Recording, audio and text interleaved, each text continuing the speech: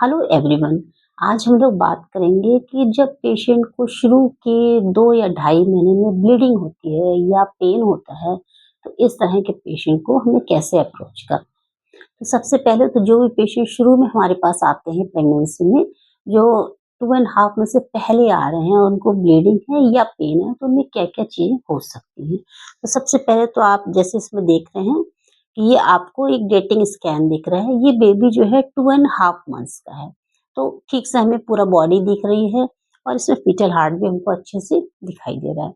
कभी-कभी ऐसा होता है कि कुछ बच्चे जो होते हैं वो शुरुआत में अच्छा ग्रो करते हैं, लेकिन बाद में क्या होता है कि ये बच्चे जो हैं इनमें जो है हार्ट काम करना बंद कर देता है। कुछ ऐसी प्रॉब्लम्स होती हैं जिसमें बच्चा 2.5 मंथ्स तक बढ़ता है और उसके बाद बढ़ना बंद हो जाता है। तो ये संभावना हो सकती है कि जो बेबी पहले बढ़ रहा हो, अब वो जो है अंदर आईओडी हो गया हो, यानी कि इंट्रायूटेराइन डेथ हो गई हो।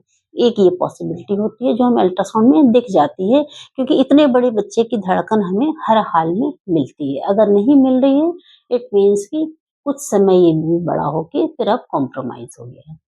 तो हमें रूल आउट करना होगा कि इस तरह के पेशेंट में क्या प्रॉब्लम हो सकती है, जैसे कि टॉर्च इन्फेक्शन जो है उसको स्क्रीन करना होता है, एंटी फॉस्फोलिपिड सिंड्रोम है उसको हमें देखना होता है, एसएलई तो नहीं, बहुत सारी चीज़ों को हमें स्क्रीन करना होता है। दूसरा होता है कि कभी-कभी ऐसे ट्विन प्रेगनेंसी होती है, जैसे आप यहाँ देख रहे हैं। ट्विन्स में ऐसा बहुत कॉमन होता है कि जैसे 2 बेबीज़ में से कोई एक कॉम्प्रोमाइज़ हो गया, तो पेशेंट को ब्लीडिंग हो सकती है, दर्द हो सकता है। अगर दोनों अलग-अलग सैक में हैं, तो यूजुअली दूसरे बच्चे पर कोई फ़र्क नहीं पड़ता है। लेकिन कभी-कभी दोनों एक ही सैक में होते हैं, तो उस कंडीशन में हम लोग को इस एक जो ट्विन खराब हो गया है, उसको हम लोग निकालना भी पड़ सकता है, P2 रिडक्शन करना पड़ सकता है। तो ये तो हो गया ट्विन्स में। अगर वैनिशिंग ट्विन्स हुआ तो उसमें प्रॉब्लम आ सकती है। दूसरा आप यहाँ देख रहे हैं ब्लाइटेड वूमन।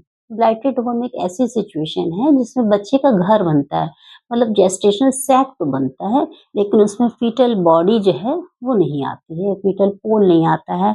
तो जब फीटस का फॉर्मेशन ही नहीं होगा तो आपको हार्ट नहीं मिलेगा, और इस तरह के बेबीज यूजुअली जो है वो ब्लीड करके ही प्रेजेंट करते हैं। 2.5 मंथ से पहले इनको ब्लीडिंग हो जाती है।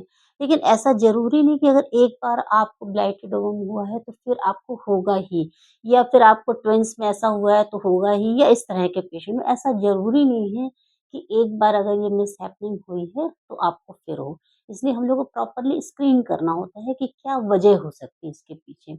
और इसके अलावा एक है हमारा एक्टोपिक प्रेगनेंसी, जिसमें ट्यूब में बच्चा फँस जाता है। लेकिन इस सब को जानने के लिए और समझने के लिए बहुत सिंपल चीज़ें होती हैं कि आप अपना लास्ट मेंस्ट्रुअल पीरियड ज़रूर एक कॉपी में लिख के रखें कि आपको कब हुआ, क्योंकि सिर्फ़ इस चीज़ को जानने से आपकी बहुत सी परेशानियाँ कम हो जाती हैं, बहुत से इन्वेस्टिगेशंस भी आपको अननेसेसरी नहीं कराने पड़ते हैं। साथ में जब भी आप कंसीव करते हैं तो उस समय आपको कहीं थायराइड का प्रॉब्लम तो नहीं है, प्रोलैक्टिन लेवल ठीक है कि नहीं है, और एग्स की क्वालिटी कैसी है, ये आपको ज़रूर देख लेना चाहिए। Thank you.